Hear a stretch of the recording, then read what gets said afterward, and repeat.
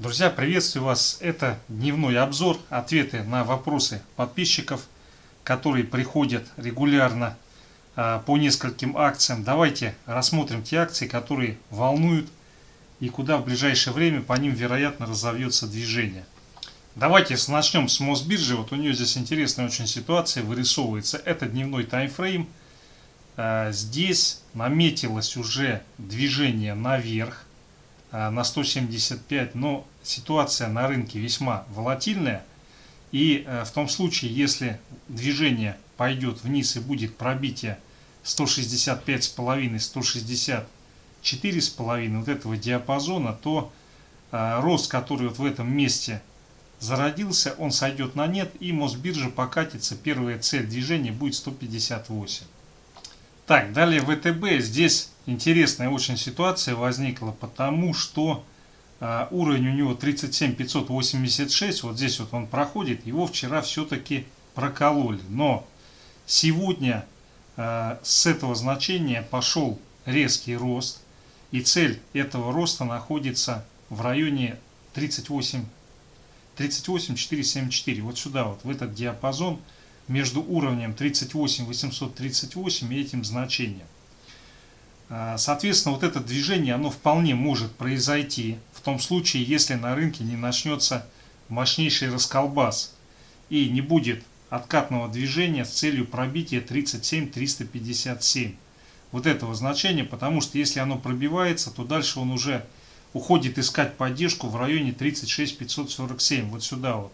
Так, ну и вот переходя на 4-часовик, то, что касается ВТБ, у нас произошел разворот. Если сейчас нефть и индекс доллара текущую картину не испортят, нас ждет отскок. Цель этого отскока движение вот сюда вот на 38 315, вот в этот диапазончик. Вот это движение заглохнет, если в результате отката будет пробитие 37 396. Тогда как бы локально на 1-2 дня вот этот вот отскок, который здесь произошел, он затухнет, и ВТБ пойдет искать поддержку пониже. Возможно, даже куда-то сюда. Но смотрите, на самом деле на рынке сейчас ситуация, как бы это ни казалось, с моей точки зрения, она не такая уж страшная. Все события, которые внезапно начали происходить, они были вполне ожидаемы. Пока ничего такого страшного не случилось. Я думаю, немножко вот этот вот момент, когда возможен резкий сруб и обвал всего и вся, его немножко попытаются отсрочить, но вот на середину апреля или на середину мая.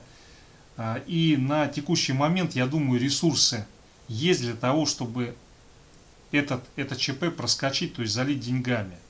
Вопрос только, будет это сделано своевременно или не будет. Вот. Но на текущий момент пока я особых проблем, кроме как коррекционный откат, который возник на фоне того, что по нефти начали немножко выходить, я не наблюдаю. Опять же, те события, которые произошли в результате, скажем так, взаимных обвинений или претензий между российским и американским президентом, точнее между американским и российским, ну, это было вполне ожидаемо, и на мой взгляд, вот, скажем так, такой диалог, он немножко стоит над принятыми этикетами дипломатическими, поэтому здесь ситуация, она для меня немножко парадоксальна. Я думаю, в ближайшее время она должна выровняться, но тренд будет на то, что Запад давление постепенно, шаг за шагом будет наращивать. Тем не менее, на текущий момент я здесь вижу больше оснований для технического отскока, который не произойдет, если будет пробитие вот этого значения. Это 4-часовой таймфрейм. Так, друзья, далее ММК. Давно ММК не рассматривали. Но смотрите, вот это дневной таймфрейм. У нас движение на просадку, которое здесь развивалось, оно на текущий момент затормозилось. Сейчас, если не будет повторного пробития вот этого диапазона 53 173 52 697, то у нас по факту накопления отсюда произойдет, ну как минимум, коррекционный отскок. Цель его будет 55,3. Возможно, даже повыше тестирования вот этой верхней крышечки. Если здесь возникает пробой, то следующая цель движения у нас будет находиться в районе 49,7-50, вот здесь в этом диапазоне. Пока как бы здесь на текущий момент произошел разворот после попытки его отлива. И вот этот разворот и отскок наверх он себя не исчерпал. Пока не исчерпал, но при пробое ключевых уровней сначала этого, потом этого, он себя, разумеется, исчерпает и начнет оно в такой ситуации просыпаться вниз. Так, друзья, далее Лукойл, дневной таймфрейм. Вот здесь уровень был 6130, его пробили. Но его пробили, дальнейшее движение никакого развития на текущий момент не получает. Вот, и поэтому в таких случаях наиболее вероятный сценарий, если дальнейшее движение вниз там в течение 1, 2, 3 дней не развивается, в данном случае критерий этого развития это пробой 6000, 5980 вот этого диапазончика, потому что видите, здесь застопорились. Вот, если этого пробоя не будет, нас ждет коррекционный отскок, ну хотя бы сюда в район 6200. Если здесь вот это добитие в течение сегодняшнего дня, там понедельника, вторника развивается, то по Лукойлу у нас цель движения будет находиться либо вот здесь 5720, либо даже пониже на 5640. То, что касается сегодняшнего дня, по Лукойлу здесь произошел, можно сказать, разворот. Вот, и отсюда, если не будет повторного движения вниз и пробоя 6000, который мы с вами видели на дневном таймфрейме, нас ждет отсюда коррекционный отскок. Цель этого отскока движения вот сюда, вот на 6350. Здесь цель движения даже повыше, чем на дневном таймфрейме. Так, друзья, далее магнит. По магниту очень интересная ситуация сейчас развивается. На месячном таймфрейме он заперт. В диапазоне нижняя граница 4780, верхняя 5730. И сейчас, судя по всему, идет движение с целью потестить и пробить эту верхнюю границу. Если такое получит развитие, то у нас следующая цель движения по магниту будет в район 6500-6700. Так, ну и вот дневной таймфрейм по магниту. Здесь движение наверх, оно развивается. Никаких остановок пока нету, несмотря на возможные нюансы в геополитике, в ценах на нефть.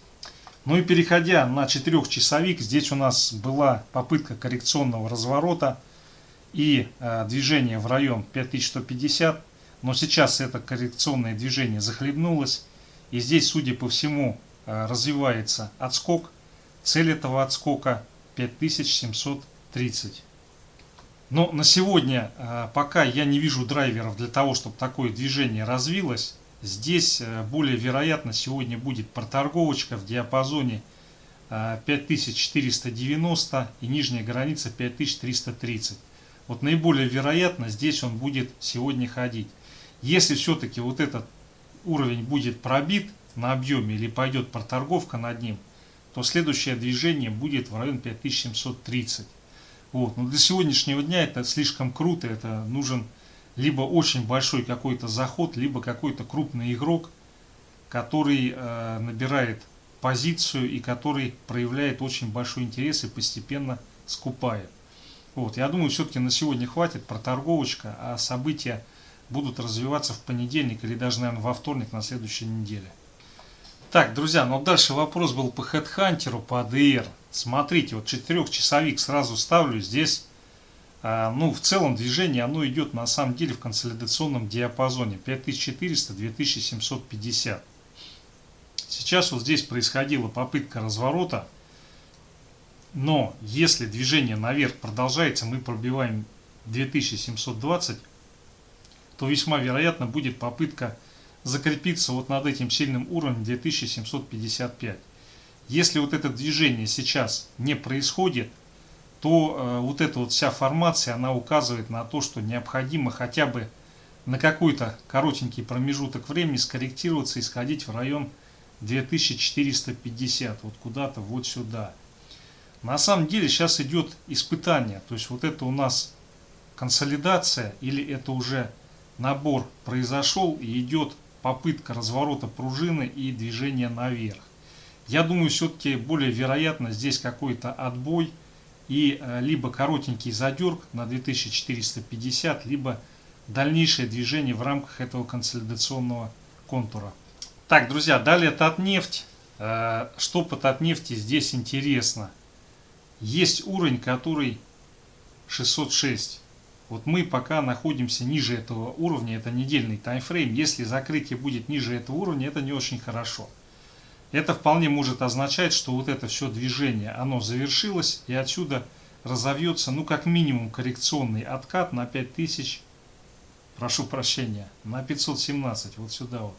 Если мы закрепляемся выше 606-610, то на следующей неделе нас ждет следующий рывок на 670. Так, но если опираться на дневку, у нас сейчас происходит попытка разворота и возврата вот сюда, вот над это значение, над этот диапазон 606-610. Ну и по 4-часовику весьма вероятно, что на сегодняшний день будет закрытие где-то в районе 610. Это произойдет в том случае, если не будет повторного отката и пробоя 574. Если идем добивать это значение, то весьма вероятно дальнейшая фаза движения ведет уже в район сначала 552, потом 533. Вот сюда вот. Поэтому здесь, я думаю, к Татнефти очень пристальное внимание должно быть.